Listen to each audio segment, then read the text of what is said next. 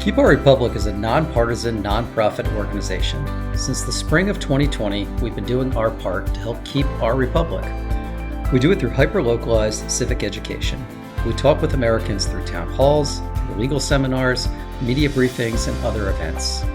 We know a lot of Americans have a lot of questions about how our elections work, what safeguards are in place, and who actually is working behind the scenes on election night as the votes are being tabulated. And that's why we're really glad you're joining us today. Hopefully, we can answer some of those questions. Seth Bluestein, welcome so much. Thanks for taking the time. Yeah, thanks for having me. So, as audience members know, we've been all over the country. I don't think, though, that we've had any guests from a city as large, as complicated, as diverse as the city of Philadelphia. Seth, how many voters are on the rolls in Philadelphia? We have between 1 million and 1.1 million registered voters in Philadelphia. So this is larger than some states. Yes, it is a very large jurisdiction when it comes to running elections. Okay, so before we go any further, tell folks a little about yourself and why you decided to go into this incredibly important line of work. I'm born and raised in Philadelphia. I went to public school here. I went to the University of Pennsylvania for undergrad and for grad school. I got a master's in public administration. And while I was in grad school, I started working on political campaigns. And in Philadelphia, the city commissioners are elected. So I worked on the campaign for my former boss, then City Commissioner Al Schmidt, who is now the Secretary of the Commonwealth for Pennsylvania. And I worked on his campaign when he ran for commissioner as a Republican in Philadelphia. And it's a bipartisan board of elections. In Philadelphia, there are 2 Democrats and 1 Republican on the board. And I worked, after I graduated from Penn with my master's, I worked for Commissioner Schmidt as his deputy commissioner for 10 years. So I've been doing election management in Philadelphia for a very long time. And when Al left the commissioner's seat, first to go work at a nonprofit and then to be nominated by Governor Shapiro for Secretary of the Commonwealth, I was nominated by then Mayor Kenny and confirmed by City Council to finish out Commissioner Schmidt's term. And then in 2023, after serving for a year and a half as commissioner, I ran for the seat for my own 4-year term. So we're now in the middle of my own full term as commissioner. So for regular audience members and even for folks quite familiar with Pennsylvania, this is a somewhat unique or different setup. We've had conversations with other Pennsylvania counties where it's the county elections directors and officials that we've interviewed are not running for office. They're not members of a 3-person board that's run for office. So maybe you can speak to that. Yeah, in most of the other counties, there are 67 counties in Pennsylvania. Most of them elect commissioners, but those commissioners are the executives of the county. So they will hire a director of elections or a chief clerk or an executive director. The titles might vary, but they will hire somebody to run the elections department for their county. And those commissioners will still serve as the Board of Elections. So they will vote on which ballots to count or not count. They will vote on polling place changes, but they're not doing election management every single day. In Philadelphia, we have a mayor and city council who oversee most of the other operations for Philadelphia. And the 3 elected commissioners are full-time elected to run elections. Okay, thanks so much for clarifying. So let's plunge in to full-time managing elections in a city with over 1 million voters on the rolls. So 10 years ago probably seems like an eternity ago. Quite a bit's happened in Philadelphia's history, American history.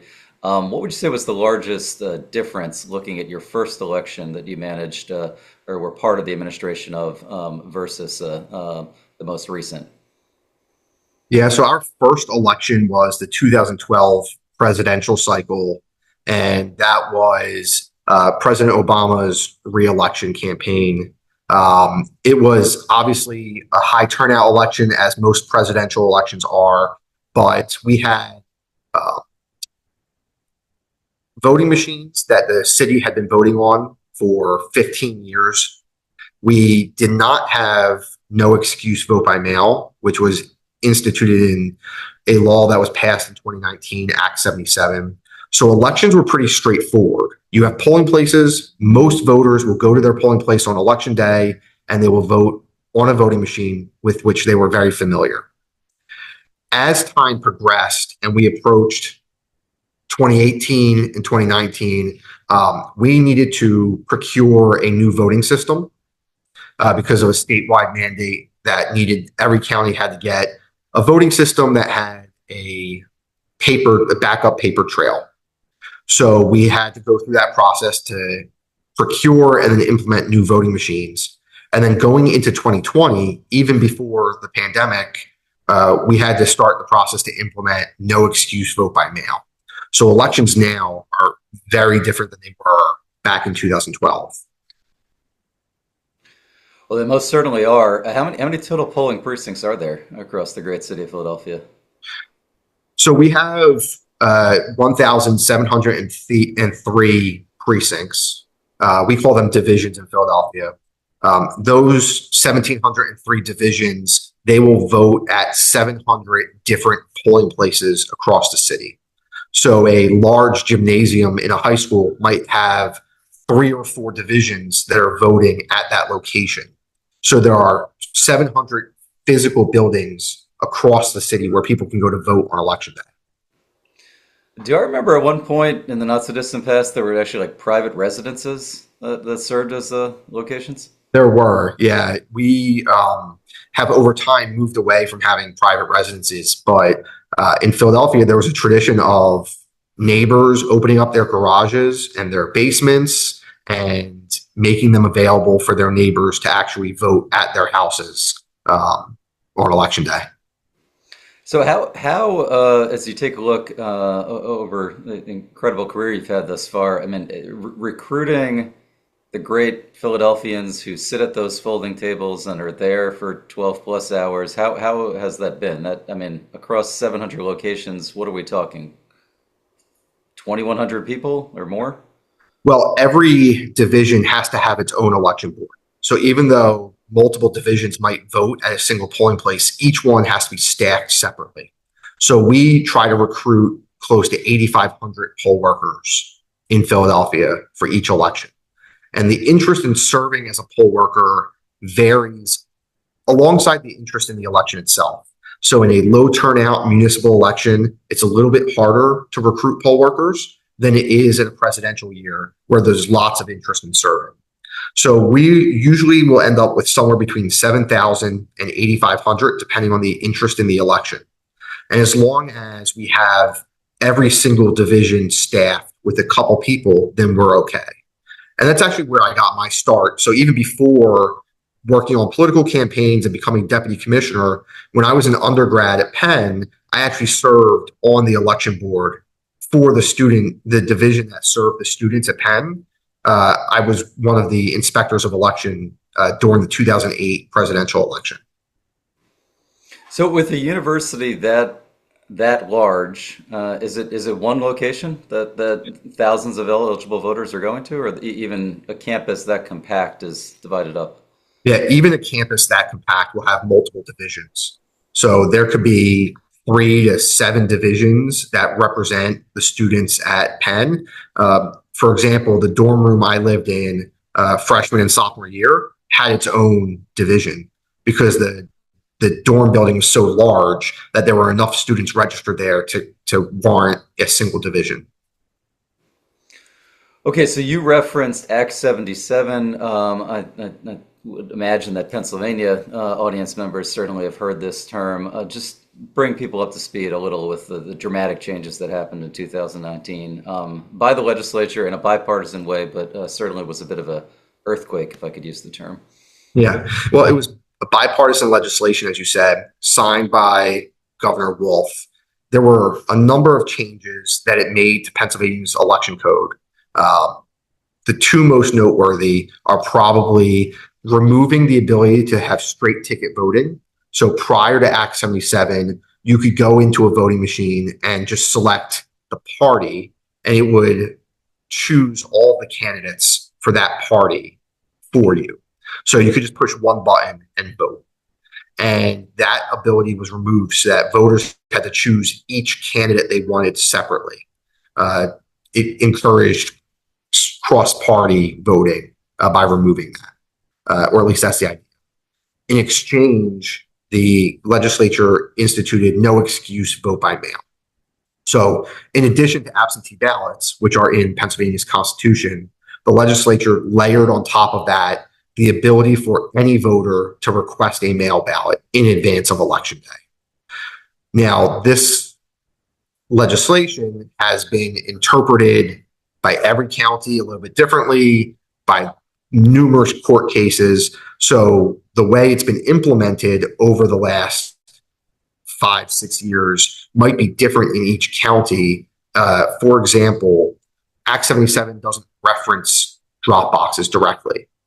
But between Department of State guidance and counties' interpretations, some counties, like Philadelphia, will have dozens and dozens of drop boxes, and some counties might not offer any. So let's jump ahead to the 2020 election. I would imagine that that was probably the most stressful for you in your professional career. Just the enormous changes, and then certainly having a young family and just everything that comes with a global pandemic that we all painfully saw. How were you and then Commissioner Schmidt? I mean, how was your office approaching that? Well, going into 2020 with the no excuse vote by mail change, we expected an increase in mail ballots for the 2020 cycle compared to past presidential elections. And we were preparing for that. And then, like you said, when the pandemic hit, people really took to voting by mail by much greater rates than I think anyone would have predicted before COVID-19. And from a management perspective, the primary election was actually much harder to manage than the general would end up being. And the reason for that is because it was right at the beginning of the pandemic when people didn't know what to expect. People were very scared. The primary People would be Lysol wiping packages and having them sit in garages or on porches for it was a dark time, a confusing time. It was, and the primary date moved. So the primary, which is for a presidential year in Pennsylvania, typically in April, was moved to June, which was helpful. It was important, but it was something we had to adjust for. Can you take a moment? Was that, just remind the audience, was that done by fiat from the governor, or did the legislature vote to change that? If I remember correctly, the legislature voted to change it. Yeah, the governor. There was some controversy to break with that tradition and to push back the primary, as I recall. But it was important because we had to consolidate all of our voting locations. So when I said we usually have 700 buildings where people can go vote, that number dropped to 190 during the 2020 primary. So we did get it back up for the general election, but we didn't have enough poll workers to staff 700 buildings during that 2020 primary. But the hardest part was we had over 175,000 mail ballots during that primary with no equipment to process them. So we had where to even begin? Yeah. So I mean, we didn't have a large enough with the city more or less on shutdown and people not going into offices. And that was the hard part because we had to, because you can't process voter registrations from home. You cannot program voting machines from home. You cannot count ballots from home. So our staff had to go into the office every day during the pandemic. And we had them working in shifts. So if one shift got sick with COVID, the other shift wouldn't be impacted. And we had to, as quickly as possible and accurately, count over 175,000 mail ballots in June of 2020. From there, we ended up getting a grant, which I'm sure you're familiar with, the CTCL grant over the summer. That allowed us to purchase the necessary equipment to more efficiently count the mail ballots. And we set all that equipment up at the Pennsylvania Convention Center for the general election, because obviously there were no conventions going on during the pandemic. I should have asked this earlier, Seth. How big is the team? You mentioned there's three commissioners, but it's not resting entirely on your shoulders. So how big is the team in 2020, and then for that matter nowadays? Yeah, in 2020, I would say we had about 125 employees, 130 employees working for our department. And that includes everything from voter registration clerks to the technicians who program the voting machines, the staff who recruit and train the poll workers, outreach and engagement staff, communication staff. I mean, everything that we do to take the voting experience from registering to vote through the certification of the election, that's the team that we have to do that.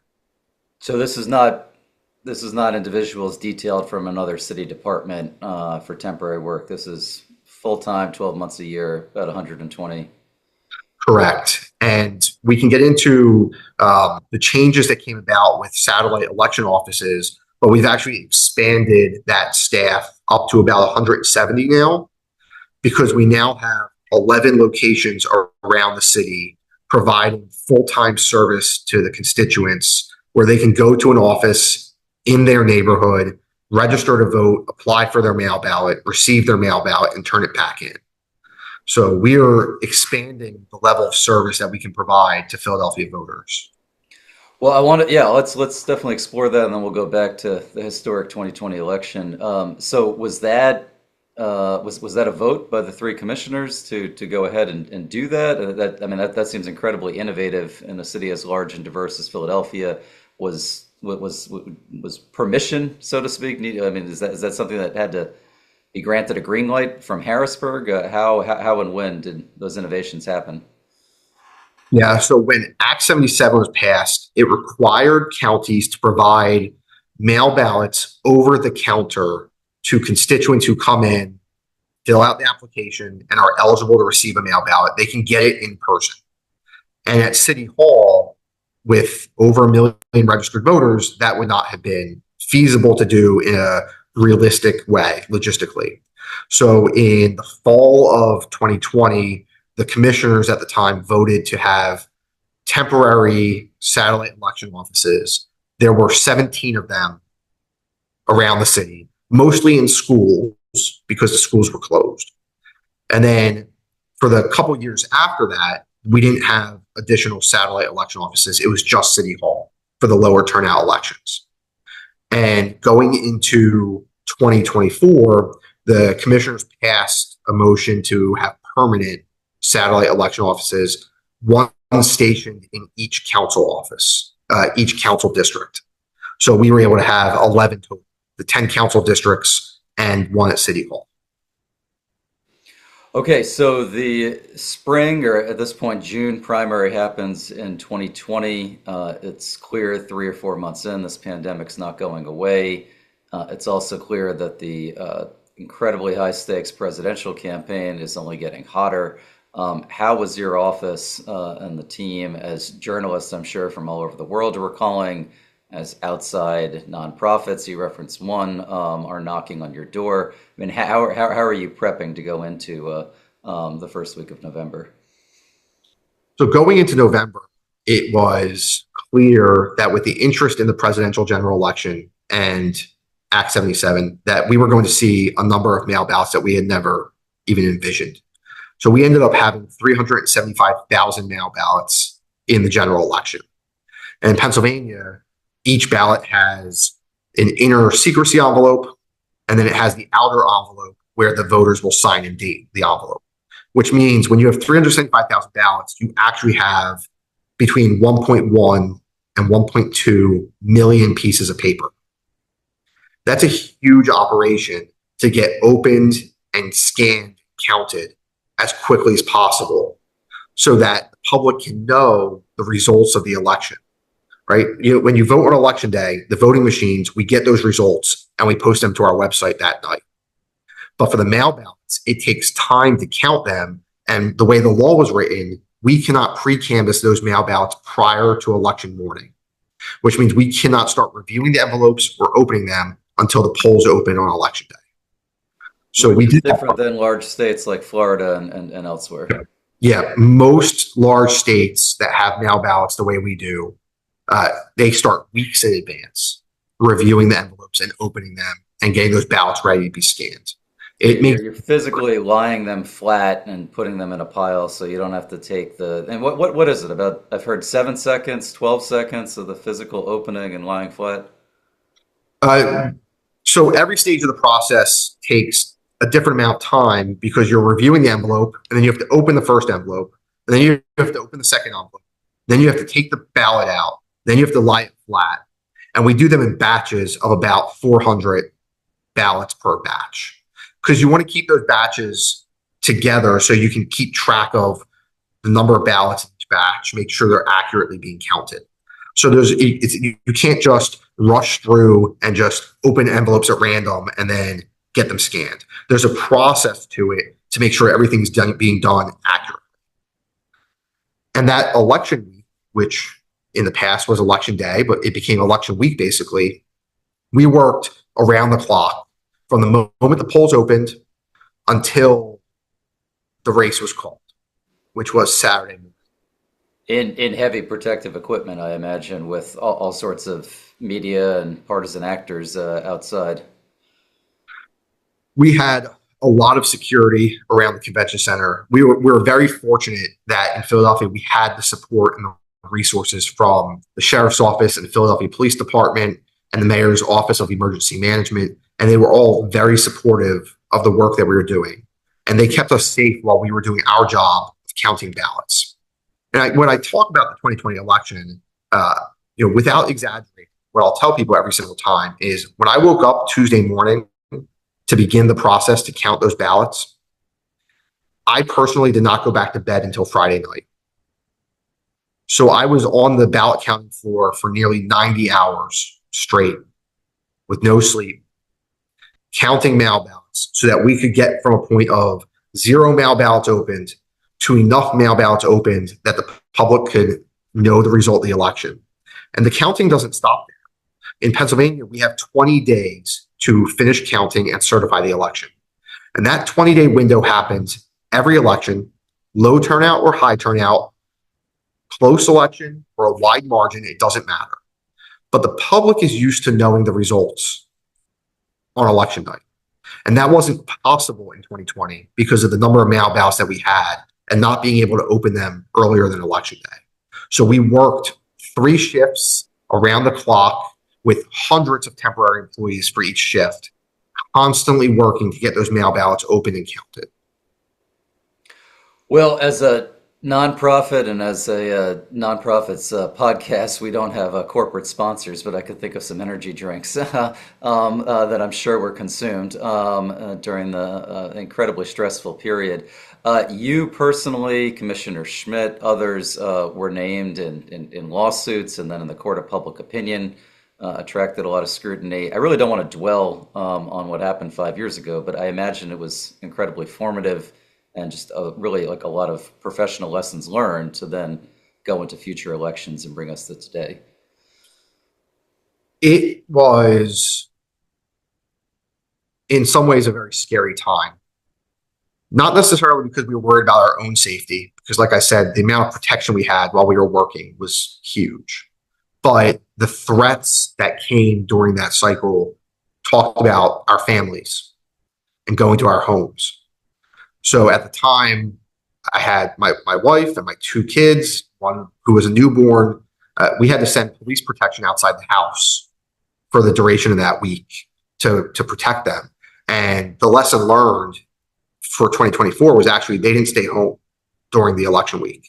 I actually had my entire family, my wife and now 3 kids, moved out of the house, living with family for the entire week, just in case threats came back for this presidential election. Okay, so take the audience to 2024. Mail balloting has, I think, become a kind of stronger paradigm and more accepted by the voters, I imagine. But what what are key differences, leaving pandemic procedures aside? Yeah. Well, the first thing is after the 2020 election, we moved all of our equipment out of the Pennsylvania Convention Center to a permanent warehouse in a more remote part of the city. So by having a permanent home where we could set all the equipment up, have staff work out of in a secure location, we spent 4 years upgrading the security around the warehouse, and it's more remote. So that created a better environment just from a safety perspective. People felt more comfortable where they were working from. They didn't have to walk through giant crowds and protests to get in to count the ballots. So that was a huge improvement from 2020 to 2024. We also have more experience now counting mail ballots. So we've been able to streamline our processes. We've become more efficient. We purchased additional equipment to help us open the mail ballot envelopes quicker and get those ballots scanned quicker. And the third thing is just the scale of the number of mail ballots. So in 2020, putting aside the dangers of pandemic and having to have masks and PPE, people voted by mail at a greater rate than they have since 2020. So in 2020, 50% of Philadelphia's voters voted by mail. That number has consistently been between 25 and 33% over the last 4 years. So there were just fewer mail ballots to count in 2024 than there were in 2020. So not only are we counting them faster, but there were fewer for us to get through. All right, I want to pivot. If there's been a debate, we're not a lobbying organization, as you know. Some would say the debate should be already done with. Some should say the debate needs. The legislature has a lot that they could be doing when it comes to modernizing Pennsylvania's election code. If you had a magic wand, what are some changes that you think Harrisburg could permit to allow you and your colleagues running a more efficient operation in the 21st century? Well, I guess you're running a hell of an operation. Don't get me wrong, but there are some wrinkles from a 100-plus-year-old code here. So yeah. Well, I guess it depends on how ambitious we are in thinking whether the legislature will do any changes. So if we look at the most simple, straightforward change that really shouldn't be controversial at all, it would be pre-canvassing mail ballots prior to election day. It's straightforward. Blue states and red states do this. Urban jurisdictions, rural jurisdictions, all over the country, they pre-canvass their mail ballots prior to election day. That's a really basic change that will make a huge difference in the quality of our elections for the voters, for knowing the results quickly, and for the conduct of the elections by administrators. Now, I mentioned the satellite election offices, and we saw in 2024 some of our fellow counties who had not had as much experience with satellite election offices as we did in 2020. They really struggled with the interest in people getting their mail ballots in person in advance of election day. It is a lot of work. It takes a lot of people, and logistically, it takes a lot of your focus during that last 2 to 3 weeks before the election. So in a perfect world, we would have truly in-person early voting in Pennsylvania. This happens all over the country, in Florida, in Georgia, in many Republican states. They have in Maryland. I'm a Maryland voter, and it's legitimate early voting as compared to what I think the world also saw up the road from where you are in Bucks County, right. Yep. which had a bit of a national news story and some litigation. They did, and it's because they didn't have experience in 2020, so they weren't prepared for what was coming in 24. And we need to have a holistic approach to our elections that includes true in-person early voting and no excuse mail ballots and voting at polling places on election day. The idea is we need to give voters options so they can choose the method of voting that is best for them. And it also allows us to make the election administrative process easier for the counties who are actually doing the work of administrating administering our elections. This also begs the question, I mean, to what extent, how regularly are you in touch with maybe not all 66 of your counterparts, but are counties across the Commonwealth of Pennsylvania sharing best practices and regularly having conversations about various tweaks to standard operating procedures, or do you find that it's kind of every county for himself? The county election administrators are often in touch with each other. The Department of State offers training opportunities that a lot of the counties will join, and they'll talk through different processes and how to make them better. I'm also a member of the Bipartisan Policy Center's Election Task Force. So I have regular meetings with election administrators from across the country, blue states and red states all over, talking to them about how they run their elections and how we can improve our operations here in Pennsylvania. So there's a lot of opportunity for dialogue to improve election management. We just need to be able to have those conversations with the legislature and get through to them that these changes are actually necessary and they're not partisan. They're not to the benefit of one party or the other. It's to make elections better for everyone.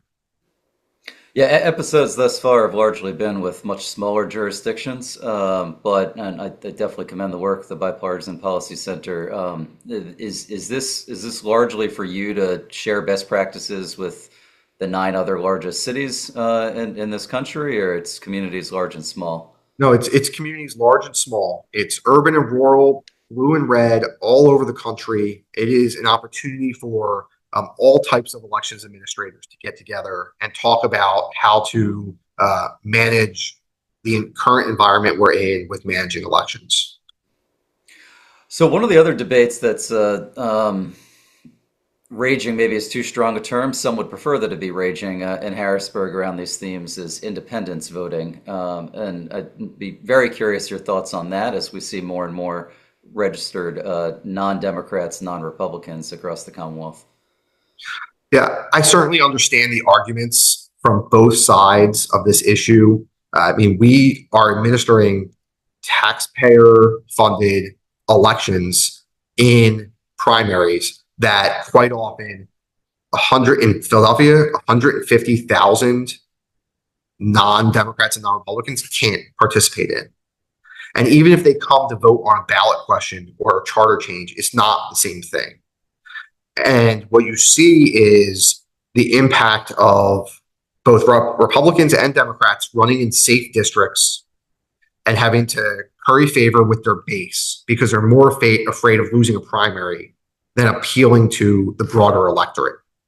So I am hopeful that if they are able to make this change and allow not affiliated voters to vote in primaries, that it would allow our partisan environment to improve. All right, I want to pivot for the last question. I imagine 2026 is going to be one of the most historic years in Philadelphia as the nation celebrates its 250th birthday.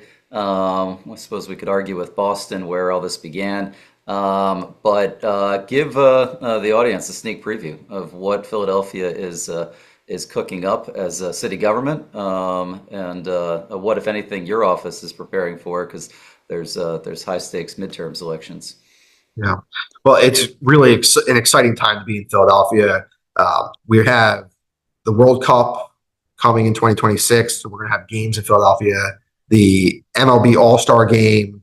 There's going to be programming all over the city with all the great museums that we have here in Philadelphia, and the nonprofit sector and the city government to bring people in to Philadelphia, have them experience our city, our history, our culture, the great restaurants we have, and just have everyone be excited about past 250 years of our country's history and hopefully the future as well.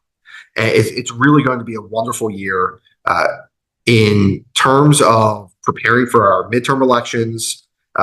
In Pennsylvania, we're going to have obviously the gubernatorial race. There won't be a U.S. Senate race in 26. So we will have congressional races and state house and state senate. In the primary in 26, the 2 major parties elect their committee people. and they will shape the direction of the local party structure going forward for the next 4 years. So there are a lot of races to pay attention to, and we will be prepared, as we were this year, to help every single eligible Philadelphian register to vote, and every registered Philadelphian participate in the election if they want to. And we want to make sure that our elections are as accessible as possible to everyone, and we will run them with integrity and make sure that they are all run securely and fairly as well. Well, Seth, thank you so much. We call the show Keepers of the Republic. It's a reference to what Ben Franklin was rumored to say, I think maybe fifth in Chestnut, sixth in Chestnut, somewhere way back when. And we believe that you and your colleagues doing this important work are Keepers of the Republic. So thank you again. Thanks, Ari. I appreciate it. If you like this episode, please share it on social media and tell your friends. It's the best way for folks to find out about us. I hope you'll agree that our guest is indeed a keeper of the Republic. If you want to learn more about how you can help keep our Republic, stop on over to our website, keepourrepublic.org.